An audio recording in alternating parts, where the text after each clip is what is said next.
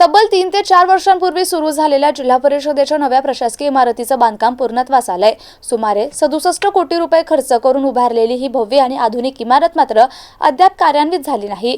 Furniture, वीज व्यवस्था आणि अंतर्गत सुविधांसाठी सुमारे 10.35 कोटी रुपयांची आवश्यकता असून शासनाकडे 12 कोटींची मागणी करण्यात आली होती। मात्र निधी उपलब्ध न झाल्याने काम अतिशय धीम्या गतीने सुरू आहे। नुकतेच निवडून आलेल्या सदस्यांना आणि अध्यक्षांना जुन्याच इमारतीतून कारभार पाहावा लागणार आहे।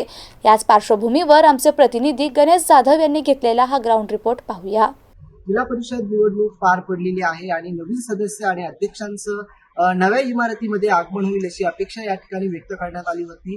मात्र काही निधी अभावी जिल्हा परिषदेच्या नव्या इमारतीमध्ये त्यांचं आगमन त्या ठिकाणी होणार नाही असं चित्र आपल्याला बघायला मिळतंय। त्यामुळे नवीन सदस्य आणि जे अध्यक्ष येणार आहे यांना जुन्याच इमारतीमध्ये काही दिवस त्या ठिकाणी आपलं काम त्यांना त्या ठिकाणी बघावं लागणार आहे। एकूण 37 कोटी रुपये खर्च करून ही भव्य दिवशी इमारत या ठिकाणी जिल्हा परिषदेची बांधण्यात आलेली आहे। मात्र अद्याप देखील काही निधी अभावी काम त्या ठिकाणी रखडलेलं आहे।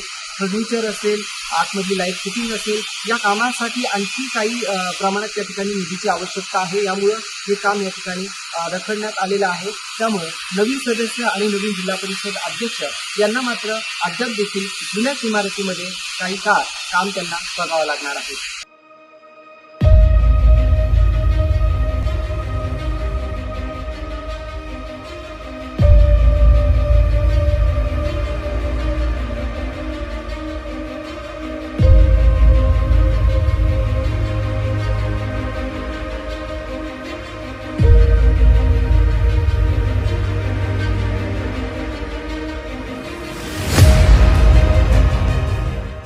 नवीन जिल्हा परिषद सदस्यांना जुन्याच इमारतीतून बघावा लागणार कारभार। 37 कोटी रुपयाची नवी जिल्हा परिषद इमारत बनून तयार, निधीअभावी मात्र काम ठप्प।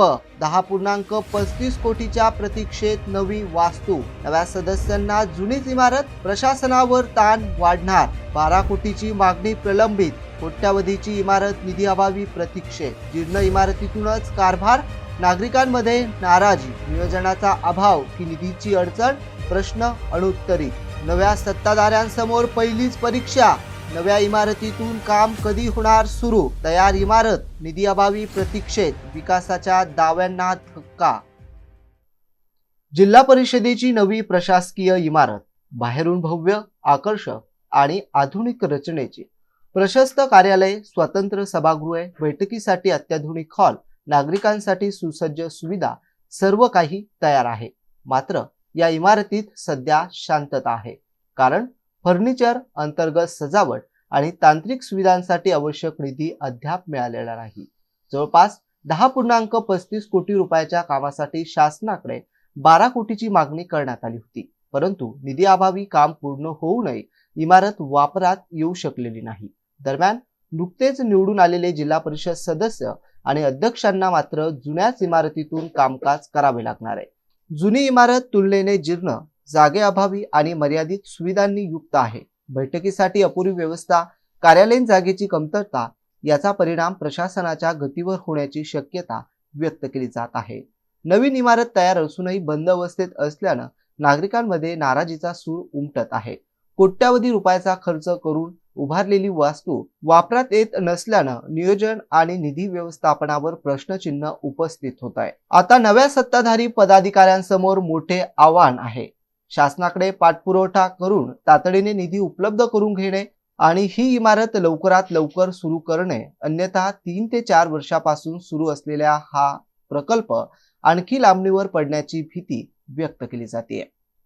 भव्य इमारत तयार आहे, फक्त निधीची प्रतीक्षा आहे। प्रशासनाच्या गतीसाठी आणि नागरिकांच्या सोयीसाठी ही इमारत कधी सुरू होणार याकडे आता सर्वांचंच लक्ष लागलंय।